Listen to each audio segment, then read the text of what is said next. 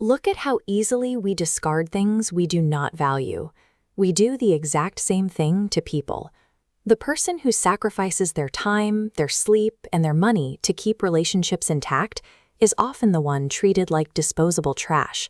We are trained from childhood to equate agreement with goodness. We are taught that saying yes makes us polite, and saying no makes us rude. But nodding along to every request doesn't save your relationships. It actively strangles your self-respect. Today, we are going to build a personal boundary action plan. We will cover 5 specific rules and the exact verbal scripts you need to enforce them. Open a digital note or grab a pen.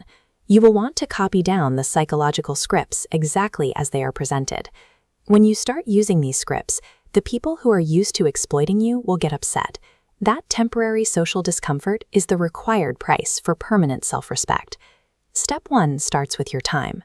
Society operates on a strict rule of value.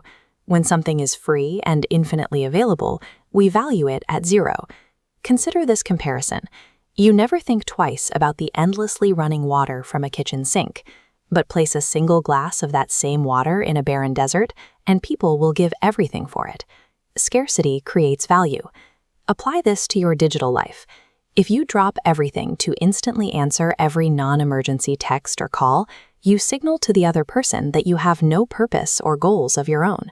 You are telling them your time is worthless. Implement the delay rule. Establish personal office hours for your communication. Intentionally delay your responses to non-emergencies until it fits your schedule, not theirs. As you restrict access to your time, your presence becomes a rare commodity. When you aren't always available, you force others to value the moments they do have with you. Pillar 2 addresses the "just kidding" defense. Friends and relatives frequently use humor to mask direct attacks on your appearance, your status, or your failures to test your boundaries. The critical failure point happens immediately after the joke. You swallow the insult and put on a fake smile just to avoid being labeled rude by the rest of the group. The physical countermeasure is immediate. Drop the smile. Lock onto the person with a cold, unblinking, deadpan stare. Without breaking eye contact and without a single apology, deliver this exact script. I do not like this joke. Do not joke with me like this again.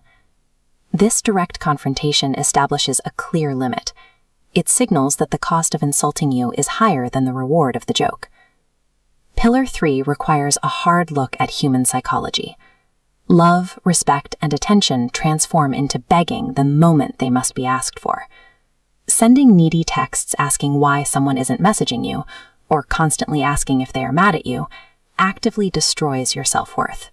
If someone shows signs of pulling away, implement the open door policy. Metaphorically open the door and let them leave without a fight. True value doesn't require negotiation. People who genuinely respect you will carve through stone to make time for you. They won't manufacture excuses. Pillar 4 tackles the compulsion to keep your neighbors, relatives, friends, and bosses constantly happy at your own expense. This is the "what will people say" disease. Look at this image. You are a human being, not a dessert designed for universal appeal.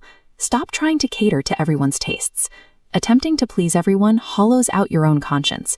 It forces you to act against your own principles, making you deeply hypocritical. Your action step for this week is simple. Identify one draining request that violates your principles and reject it. Do not over-explain.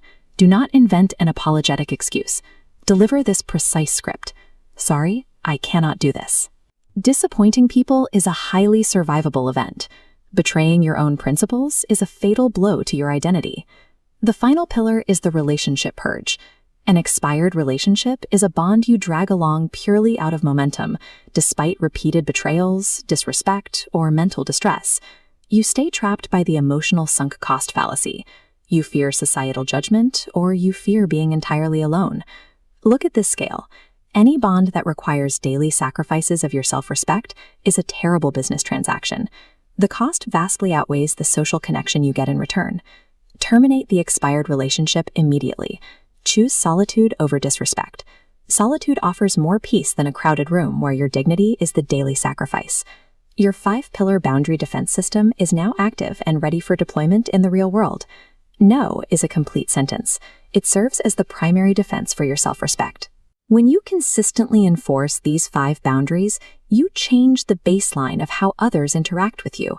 By refusing to accept less, you set the new standard for the respect you receive. Tell me in the comments, which of these 5 boundaries is the hardest for you to set, and what makes you afraid to say no? If this video helped you build your defenses, share it with someone who needs it, and subscribe to World of Wisdom. Remember the doctrine: never negotiate on your self-respect, no matter the social cost.